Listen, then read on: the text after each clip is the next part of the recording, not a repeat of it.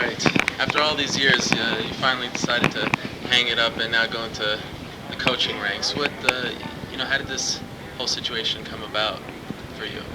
Well, baseball has been all I've known since I left high school, and baseball has been good to me over the years, and I feel like it's a perfect opportunity for me to get back into the game and give something back. Is this something, you're obviously now at the single A level, but would you like to someday be manager in the big leagues? Well, I'm not sure about the managing part. I would love to, be a coach. So far, you never know what's going to happen once I start doing this. I never had any inspirations of being a big league manager, but like I said, you never know. I'm gonna, difference between managing, in the big leagues and managing in the minor leagues is, in the minor leagues you're teaching. You're more of a teacher. You're teaching young guys how to play the game and the way to play the game. In the big leagues, it's totally different. Most of those guys pretty much, if they're in the big league, they already know how to play. So you're pretty much running the game.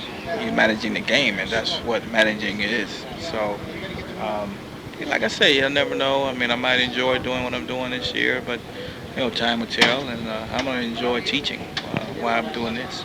You're undoubtedly one of the greatest Expos of all time. Is it a little more sweeter that you're doing this within the Expos organization? Almost definitely. This is where I grew up.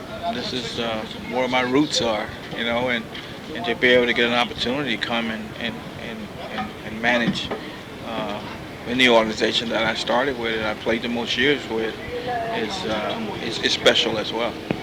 You were playing for the Expos in the '80s when 2.5 million fans you get on average at the Big O, and now you have people here that say today Montreal is not a baseball town. Does that bother you in a way?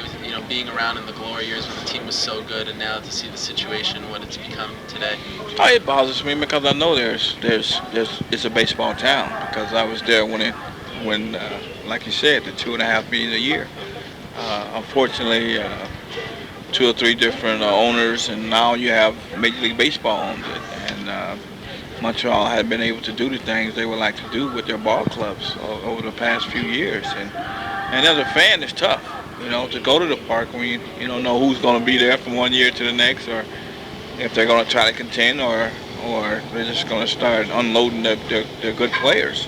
It's tough for a fan to support a team that really isn't doing anything to keep the fans around. And I feel more for the fans than anything in Montreal because, over the years that I was there, they really deserved a lot better. And just unfortunate that the way things have happened over the years that kind of draw them away.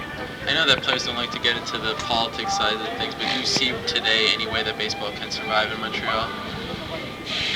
Well, I don't really know too much about what's going on. I know Major League Baseball owns the team now, and I'm sure that when it comes down to selling the ball club, they're probably going to sell it somewhere in the States. And, as a matter of fact, I hear that they're probably going to make a decision sometime early or in the middle of the season on what they're going to do. So, like I said, unfortunately for Expos fans, this might be the last year there. I remember as a fan a couple of years ago being in the Big O for your return back to the Olympic Stadium and that ovation that you got. Just one of the greatest memories I know for many fans, Expos fans. Can you just describe a little bit what that was like for you, that standing ovation that they gave you? It's hard to describe. I guess you pretty much have to be me to feel that. It's hard to describe. To be in front of 47,000 people and they're screaming your name or they're making noise in appreciation for what you were to that city. I think what baseball is all about. You want to be appreciated as a player and to be appreciated by the fans. The way they did that day was made it all that much more special. To come back and to feel that they had forgotten about me. Now that your playing career is over, Are there a couple of moments that stick out as some of your finest while playing in major leagues in general? Well, that one comes to mind. That one comes to mind. Playing with my son in the outfield together with my son, and of course, winning the 2 world championships. But what sticks out more in my whole career, I would have to say, just playing in Montreal. Started my career there, and been able to spend the years that I spent there. In your rookie year, in your first couple of years coming up in the Expos organization, were there a couple of veterans that took you under their wing that kind of showed you the ropes? Almost definitely. Andre Dawson was a real big